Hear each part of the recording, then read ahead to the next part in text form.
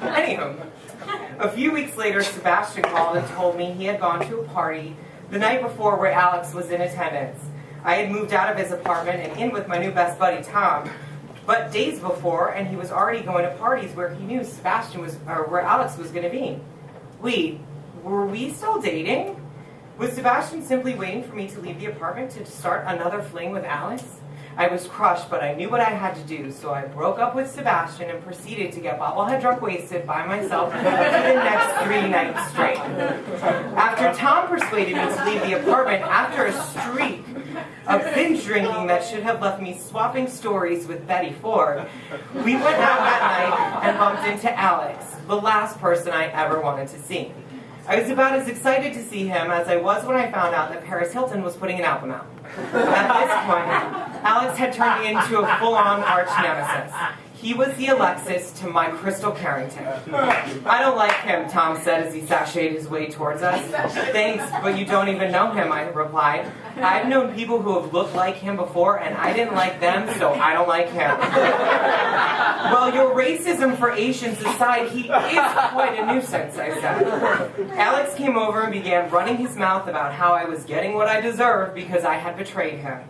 I began to walk away when Alex mentioned that he was planning on meeting up with Sebastian the following night. I was furious. Had there been a lily pond nearby, I would have thrown his ass right into it. I stormed out of the bar and ran straight to Sebastian's apartment. Out of breath from chain smoking during the walk, I arrived in Sebastian. I opened the door. Bugger, why are you here?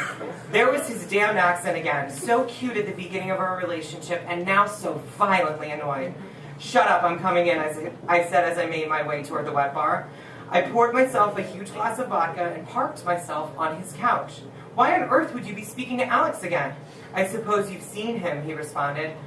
Yeah, I said with my glass of vodka swishing this way and that, much like Maggie had done during her spiraling descent into alcoholism on Falcon Crest years before. Honestly, I cannot believe that you are doing this. Do you even have feelings for him? I don't think so, he said meekly, but I wanted to make sure. Excuse me? You don't think so? What the hell is that supposed to mean? I mean, I'm not sure. I'm just very confused about my feelings right now. Well, unconfuse yourself, I said, stumbling towards the door. I couldn't think of anything else to say, so I told him to call Alex and tell him that they weren't going to be able to get back together. Really? Remember that time I wrote a book and then couldn't read it? 2, actually. I couldn't think of anything else to say, so I told him to call Alex and tell him that they were not going to be able to get together the next night because we were back together. What, Sebastian asked? Good night. I got so worked up when they sang It's Raining Men.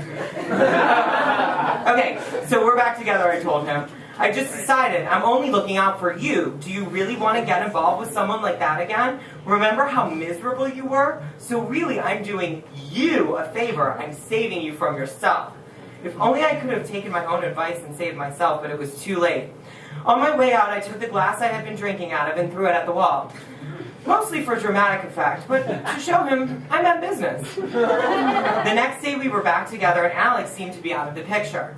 For the next few months, Sebastian and I continued to date, but it wasn't the same when we finally broke up for good after I channeled Erica Kane and wrote a letter to Sebastian's well-to-do parents in London and told them that he was gay. Whoops. All right, girls, what's step 3? What's step 3? Let's do this. Walk right up to him. Give him a great big kiss.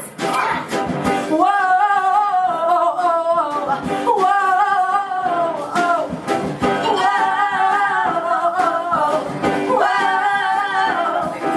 You wait 3 days till you call my number and you wait a week to ask me out.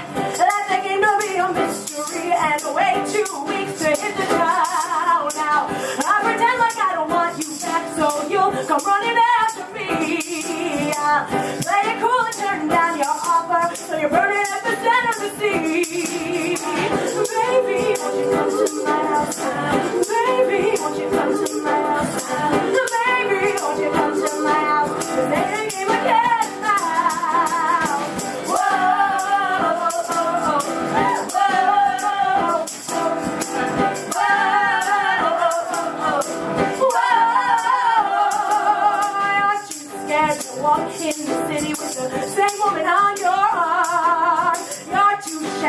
you think there's something better, leave your option open for more. Now, I don't want a far-carrot commitment, only conversation to connect. I don't even want to meet your mama, I'll leave a toothbrush in your stand. Baby, won't you come to my house now? Baby, won't you come to my house now? Baby, won't you come to my house? Say it again, stand loud. Whoa, oh, oh, whoa, whoa, whoa. Now, I ain't living in a fairy tale, and I know you're not a charming prince. Are you telling me you're gonna sweep me off my feet and happily forever will